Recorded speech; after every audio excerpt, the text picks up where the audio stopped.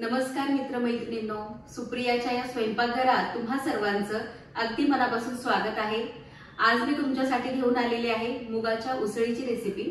मोड आलेल्या मुगाची उसळ याची रेसिपी मी तुमच्याबरोबर शेअर केलेली आहे। जर तुम्ही बघितली नसेल तर मी तुमच्याबरोबर डिस्क्रिप्शन बॉक्समध्ये लिंक नक्की शेअर करेन। तर आज आपण म्हणजे मोड आलेले फक्त भिजवलेले जे मूग असतात त्यापासून बनणारी उसळ किंवा सुकी भाजी याची रेसिपी पाहणार आहोत। तर यासाठी काय काय साहित्य लागणार आहे ते आपण पाहूया। तर इथे भिजवलेले मूग घेतलेले आहेत। तर हे जवळजवळ 7-8 तास भिजवलेले आहेत। म्हणजे जर सकाळी आपल्याला करायची असेल तर आपण रात्री भिजत ठेवू शकतो किंवा संध्याकाळी करायची असेल तर सकाळी भिजत घालू शकतो। तर अशा प्रकारे म्हणजे मी 250 ग्रॅम मूग भिजत घातले होते कोमट पाण्यामध्ये। तर छान बघा भिजलेले आहेत ते। त्यानंतर आपल्याला यासाठी वाटण तयार करायचं आहे। तर त्यासाठी हिरव्या मिरच्या घेतलेल्या आहेत। मी इथे जवळजवळ 15 हिरव्या मिरच्या घेतलेल्या आहेत आणि लसूण जवळजवळ 15 ते 20 लसणाच्या पाकळ्या घेतलेल्या आहेत। लसूण भरपूर घालायचं, त्याने चव छान येते। आणि जिरं देखील आपल्याला वाटणामध्ये घालायचं आहे। तर हिरवी मिरची, लसूण आणि जिरं याचं पाणी न घालता आपल्याला वाटण तयार करायचं आहे। चवीप्रमाणे मीठ लागणार आहे आणि हळद थोडीशी घालायची आहे। त्यानंतर कांदे मीडियम साईजचे आपले 4 कांदे मी इथं बारीक चिरून घेतलेले आहेत। तर आता आपण कृतीकडे वळूया। आधी आपण वाटण तयार करून घेऊया। हिरवी मिरची, लसूण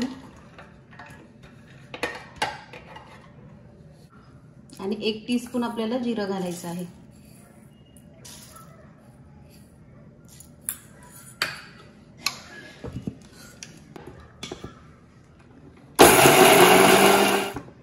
ते पहा आपलं वाटण तयार झालेलं आहे।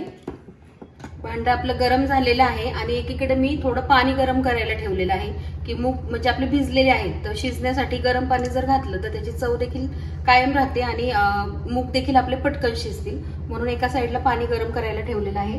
भांडं आपलं गरम झालेलं आहे। आपण तेल घालून घेऊया। तेल थोडं गरम झालं की मग कांदा घालून घेऊया आपण।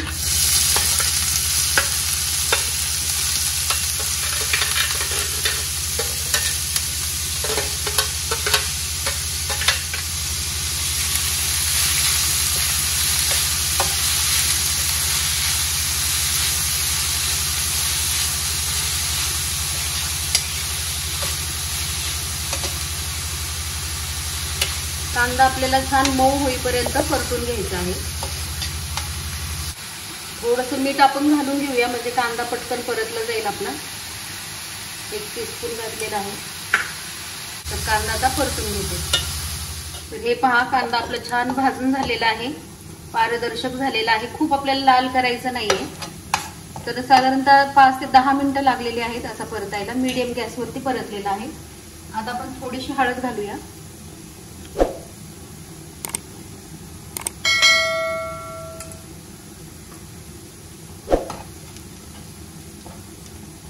आणि हे हिरव्या मिरचीचं जे वाटण तयार केलेलं आहे ते घालून घेऊ।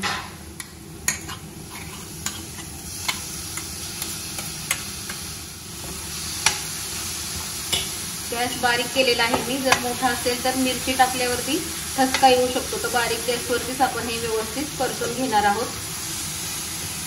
मिरची तुमच्या चवीनुसार घाला की तुम्ही कसं तिखट खाता त्याप्रमाणे त्याचं प्रमाण ठेवा। लसूण जास्त घाला, लसणाने खूप छान चव येते या उसळीला।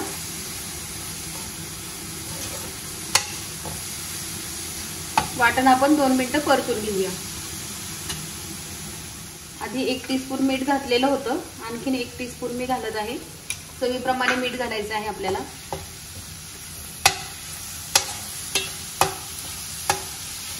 खमंग असा वास सुटलेला आहे हिरवी मिरची घालून परतताना। आता आपण हे हिरवे मूग देखील घालून घेऊया। भिजवलेले मूग स्वच्छ धुवून घेतलेले आहेत।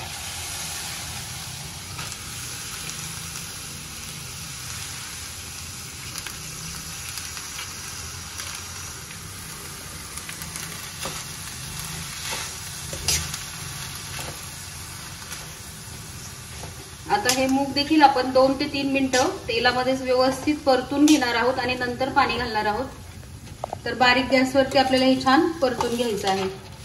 हे पहा 2 ते 3 मिनिटं मूग छान परतून घेतलेले आहेत। त्यामुळे काय होतं की मूग आपले पटकन शिजतात। त्यासाठी असं छान परतून घ्यायचं आहे आणि मुगाला छान चव देखील येते। त्यामुळे आता हे जे गरम केलेलं पाणी आहे ते आपण घालूया.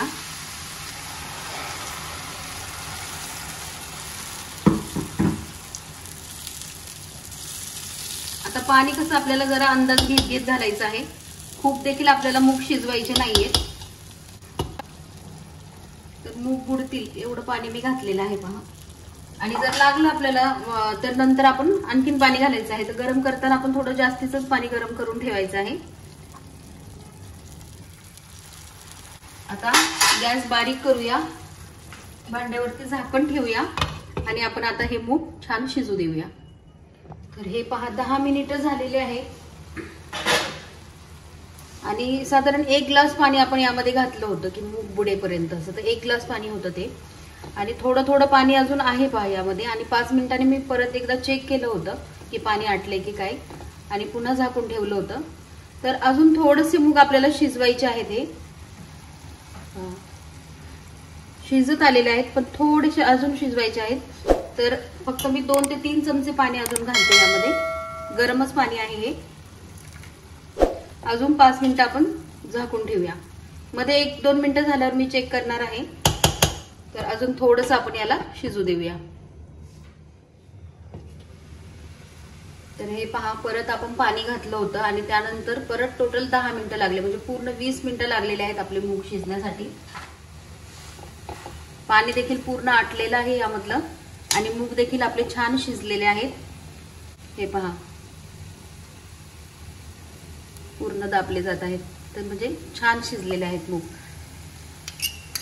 तर आपली ही मुगाची उसळ आता तयार झालेली आहे. आपण गॅस बंद करूया आणि सर्विंग प्लेटमध्ये मुगाची भाजी काढून घेऊ. पहा छान अशी मुगाची उसळ तयार झालेली आहे. तर पौष्टिक आणि चविष्ट अशी मुगाची उसळ आपली तयार झालेली आहे. ही तुम्ही चपाती बरोबर खाऊ शकता, भाकरी बरोबर, वरण भाताबरोबर तोंडी लावू शकता. त्याचप्रमाणे बरेच जण थालीपीठाबरोबर देखील ही भाजी खातात. तर तुम्हाला जर या भाजीची रेसिपी आवडली असेल तर रेसिपीला लाईक करायला विसरू नका. चॅनलला अजून सबस्क्राईब केलं नसेल तर नक्की सबस्क्राईब करा. तुमच्या मित्रमैत्रिणींबरोबर देखील तुम्ही ही रेसिपी शेअर करू शकता. आणि एक म्हणजे की तुमच्या कमेंट्स, म्हणजे तुम्हाला जर नक्की आवडली असेल ही रेसिपी तर कमेंटद्वारे नक्की कळवा, कारण त्यामुळे आणखी प्रोत्साहन येतं पुढच्या रेसिपीज करण्यासाठी. तर शेवटी एवढंच म्हणेन की माझ्या पाककलेला तुम्ही जो काही प्रतिसाद देत आहात त्याबद्दल तुमचे अगदी मनापासून धन्यवाद.